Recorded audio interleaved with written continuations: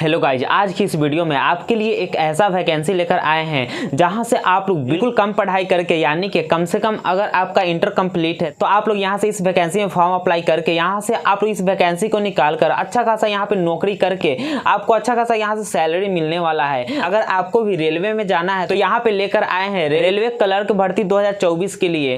तो इस वीडियो में आपको बताया जाए इसका फॉर्म अप्लाई कब होगा और लास्ट डेट कब है और कितना पैसा इसमें लगने वाला है। उसके साथ ही आपको इसका सिलेबस भी बताया जाएगा, किस प्रकार से एग्जाम में क्वेश्चन आता है, किस सब्जेक्ट से कितना क्वेश्चन यहाँ पे आएगा, कितना मार्क्स का रहेगा और कितना समय दिया जाएगा, पूरे डिटेल आपको यहाँ पे समझा दिया जाएगा। तो आप लोग वीडियो में बने रहें और अच्छे से आप लोग समझिए। कहीं भी अगर मिस कर देते हैं तो आप लोग अच्छे से वहाँ फॉर्म अप्लाई नहीं करवा पाइएगा। इसलिए आप लोग यहाँ से क्या कीजिए, वीडियो को बिल्कुल अच्छे से देखिए ताकि आपको समझ में आ पाए। तो यहाँ से हम लोग क्या करने वाले हैं, रेलवे क्लर्क भर्ती 2024 के लिए, यानी कि यहाँ पे रेलवे का जो है क्लर्क भर्ती 2024 के लिए आया है, जिसका यहाँ पे एज लिमिट क्या है 18 से 30 वर्ष तक। कितना है? 18 से 30 वर्ष तक। यानी कि अगर आपका उम्र 18 से ऊपर हो गया है और 30 से नीचे है तो आप लोग इस वैकेंसी में फॉर्म को क्या कर सकते हैं, अप्लाई कर सकते हैं। उसके साथ ही यहाँ पे आपको बता दे कि फी इसका कितना लगने वाला है। तो अगर आप लोग जनरल ओबीसी के होंगे तो यहाँ पे 500 रुपये लगेगा, जनरल और ओबीसी के लिए यहाँ पे 500 लगेगा,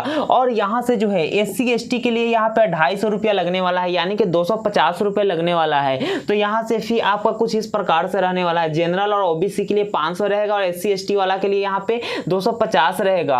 अब उसके बाद बात करें योग्यता का, यानी कि आपका पढ़ाई कितना होना चाहिए ताकि आप लोग यहाँ पे फॉर्म अप्लाई कर सकते हैं। तो यहाँ पे आपका जो है 12 पास होना चाहिए, यानी कि 12th पास आप लोग अगर हैं किसी भी सब्जेक्ट से, सब्जेक्ट यहाँ पे कोई मैटर नहीं करता है, किसी भी सब्जेक्ट से अगर, यानी कि एनी सब्जेक्ट, किसी भी सब्जेक्ट से अगर आपका इंटर फाइनल है तो आप लोग इस वैकेंसी में फॉर्म को अप्लाई कर सकते हैं। अब यहाँ पे हम लोग बात करने वाले हैं कि अप्लाई कब से शुरू होगा। तो अप्लाई जो है यहाँ पे जून 2024, यानी कि जून जो चल रहा है और 2024 जो साल चल रहा है, इसी में एंड में, यानी कि इस महीना के एंड में जो है क्या होगा, इसका फॉर्म अप्लाई का एक डेट निकलेगा जो कि बहुत जल्द आने वाला है। क्या होगा यहाँ पे जून महीना का लास्ट में, यानी कि जून महीना के लास्ट में आपका यहाँ पे फॉर्म अप्लाई का डेट आ जाएगा। अब यहाँ पे बात करने वाले कि इसका एग्जाम कब तक होगा। तो एग्जाम की बात करें तो यहाँ पे फॉर्म अप्लाई जून से शुरू होगा, तो मानिए यहाँ पे कुछ जुलाई तक यहाँ पे फॉर्म अप्लाई डेट रहेगा। उसके बाद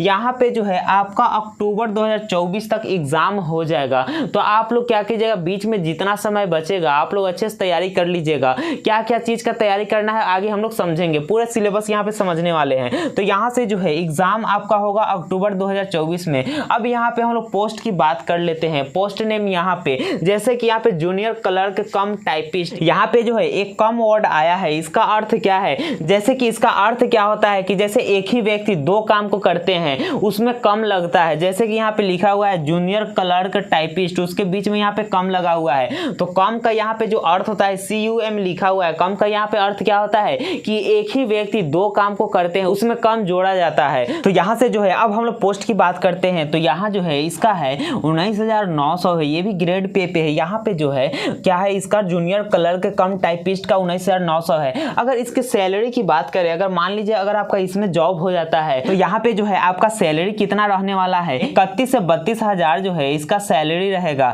यानी कि जूनियर क्लर्क कम टाइपिस्ट में अगर सैलरी की बात करें तो यहाँ पे जो है 31 से 32 हजार रुपए जो है इसका सैलरी रहेगा। अब हम लोग अगला बात करेंगे, यहाँ पे क्या है, अकाउंट क्लर्क कम टाइपिस्ट, यानी कि इसमें भी कम का बात आया है। कम जो है जहां भी वर्ड यूज हो वहां पे क्या होता है, अगर एक ही व्यक्ति दो काम को करते हैं तो वहां पे कम यूज होता है। तो यहाँ पे जो है अकाउंट क्लर्क कम टाइपिस्ट में जो है अगर इसका सैलरी का बात करें तो इसका भी सैलरी कुछ इसी प्रकार से रहेगा, 31 से लेकर 32 हजार रुपए तक। यानी कि अकाउंट क्लर्क कम टाइपिस्ट का कितना रहता है, 31 से 32 हजार तक। अब हम लोग बात करेंगे आगे यहाँ पे जूनियर टाइम कीपर के लिए, जहां भी ये क्या होगा 31 से 32 हजार ही रहेगा। यानी कि सैलरी आपका जो है तीनों में लगभग कॉमन रहेगा। अगर आपका इसमें जॉब होता है तो यहाँ पे जो है सैलरी इसका 31 से 32 हजार रहने वाला है। अब यहाँ पे हम लोग ट्रांस कलर की बात करेंगे। तो ट्रांस कलर की यानी कि टीसी जिसको कहते हैं, तो यहाँ पे टीसी के लिए क्या होगा, यहाँ पे जो है इसका पोस्ट यहाँ से 21,000 प्लस होगा, यानी कि 21,000 प्लस होगा, वो भी ग्रेड पे है। अगर मान लीजिए यहाँ जो टीसी का है इसका अगर हम लोग बात करें कि सैलरी कितना होगा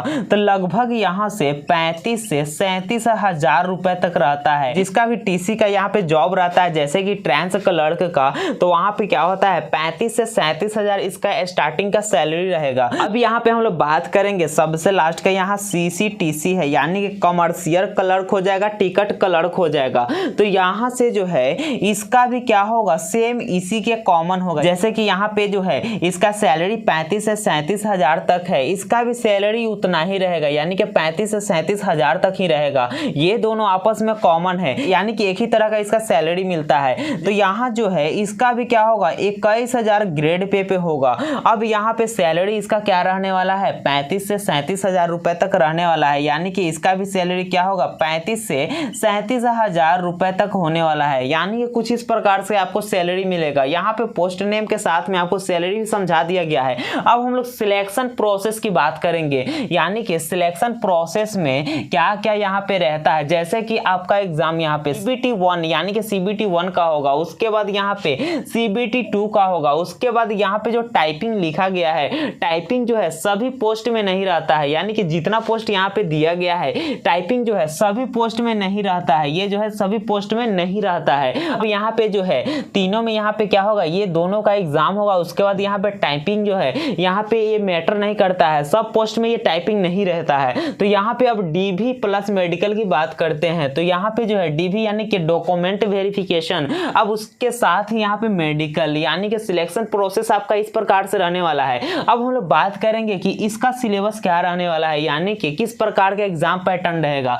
तो यहाँ जो है CBT 1 का ऑनलाइन एग्जाम में, यानी कि CBT सबसे पहला आपका CD क्या है, यहाँ CBT 1 है, तो यहाँ ऑनलाइन एग्जाम होता है, जो कि यहाँ पे क्वेश्चन आपको 100 दिया जाएगा, यहाँ पे 100 मार्क्स का क्वेश्चन रहेगा और टाइम आपको कितना दिया जाएगा, यहाँ पे 90 मिनट का आपको टाइम दिया जाएगा। 100 क्वेश्चन रहेगा और उसका 100 मार्क्स का रहेगा और टाइम आपको कितना दिया जाएगा, 90 मिनट टाइम दिया जाएगा। अब यहाँ पे 100 क्वेश्चन जो पूछेगा कहाँ से पूछेगा, तो जैसे कि यहाँ पे रीजनिंग से 30 नंबर, रीजनिंग से कितना पूछेगा, यहाँ पे 30 नंबर पूछा जाएगा, यानी कि 30 क्वेश्चन यहाँ पे रहेगा जो कि 30 नंबर का रहेगा। अब यहाँ पे मैथ की बात करते हैं, तो मैथ में भी जो है 30 क्वेश्चन यहाँ पे रहेगा, 30 क्वेश्चन 30 मार्क्स का यहाँ पे रहेगा। अब यहाँ पे जीके और करंट अफेयर में, जीके और करंट अफेयर में यहाँ पे 40 नंबर रहेगा। तो आप लोग यहाँ से काउंट कर लीजिए क्या होगा, 30 30 60 40 कितना हो जाएगा, 100 क्वेश्चन हो जाएगा, 100 मार्क्स का है। तो यहाँ से जो है आपका CBT 1 में जो है इस प्रकार से रहने वाला है। अब यहाँ पे आपको मन में डाउट हुआ क्या इसका निगेटिव मार्क्स भी होता है, यानी कि निगेटिव भी है। तो यहाँ जो है इसका निगेटिव होता है 1/3, यानी कि अगर आप लोग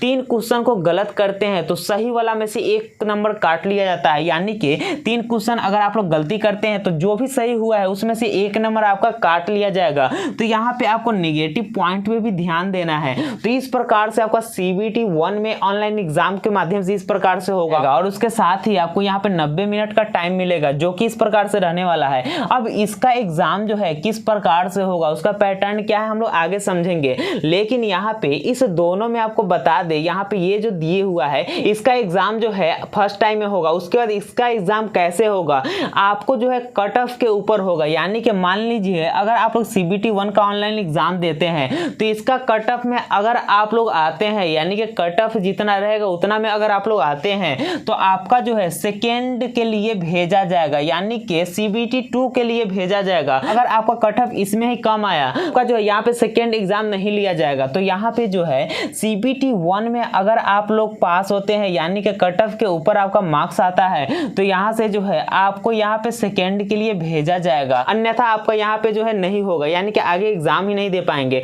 तो यहाँ पे हम लोग समझने वाले हैं कि CBT 1 और CBT 2 में जो है क्या एक ही एडमिट कार्ड से एग्जाम देना है, तो यहाँ पे जो है अलग अलग एडमिट कार्ड आपको दिया जाएगा। यानी कि CBT 1 में अगर आप लोग पास हो जाते हैं तो यहाँ से सेकेंड में जो है आपका एडमिट कार्ड अलग मिलेगा और यहाँ से जो है आपका एग्जाम भी अलग होगा। तो अब हम लोग इसके एग्जाम पैटर्न को समझेंगे। लगभग सेम ही है, लेकिन कुछ क्वेश्चन वहां पे बढ़ जाता है और मार्क्स भी वहां पे बढ़ता है। तो आइए समझते हैं। तो यहाँ पे जो है CBT 2 के लिए यहाँ एग्जाम में किस प्रकार से क्वेश्चन आया, कितना नंबर के क्वेश्चन आएगा, यहाँ पे हम लोग अब समझेंगे। यहाँ पे जो है नंबर ऑफ क्वेश्चन 120 रहेगा, यानी कि 120 क्वेश्चन आपसे यहाँ पे पूछा जाएगा, जो कि 120 मार्क्स का रहेगा। कितना मार्क्स का रहेगा, 120 मार्क्स का रहेगा, जो कि 120 क्वेश्चन रहेगा। अब यहाँ से जो है इसके लिए टाइम आपको 90 मिनट ही दिया जाएगा, इससे ज़्यादा आपको टाइम यहाँ पे नहीं दिया जाएगा। यहाँ पे जो है 120 नंबर के लिए कितना टाइम दिया जाएगा, 90 मिनट टाइम यहाँ पे दिया जाएगा। अब यहाँ पे हम लोग बात करेंगे कौन सब्जेक्ट से कितना क्वेश्चन आएगा।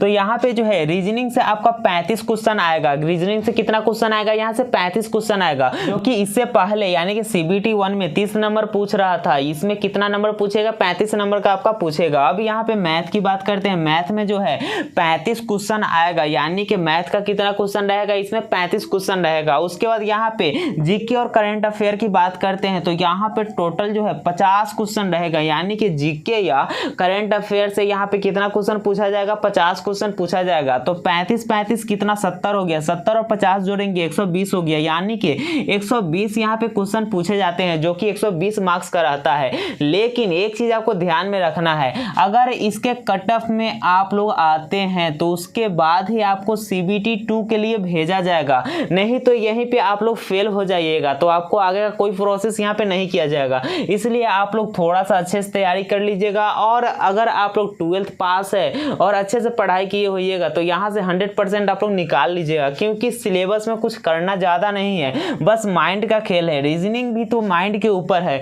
अगर आप लोग माइंड थोड़ा सा लगाइएगा तो सभी रीजनिंग आप लोग बना लीजिएगा। उसके बाद यहाँ पे मैथ की बात करते हैं, तो मैथ में भी कुछ रटना है नहीं, फॉर्मूला थोड़ा बहुत देखना है। उसके बाद आपको क्या करना है, मैथ में बिल्कुल माइंड में बैठा कर बनाना है। अब यहाँ पे जीके और करंट अफेयर की बात करते हैं, तो जीके और करंट अफेयर में जो है थोड़ा सा आपको याद करना होगा और रटना होगा, तो इसलिए आप लोग थोड़ा सा ध्यान से अगर आप लोग पढ़ लेते हैं तो आपका जो है यहाँ पे एग्जाम ये क्लियर हो जाएगा। तो यहाँ जो है रेलवे क्लर्क भर्ती 2024 के लिए कुछ इस प्रकार से आपका पूरा डिटेल है, यानी कि पूरे डिटेल आपको यहाँ पे बता दिया गया है कि रेलवे क्लर्क भर्ती में जो है किस प्रकार से आपको किस सब्जेक्ट से कितना क्वेश्चन आने वाला है, टोटल आपको डिटेल यहाँ पे बता दिया गया है।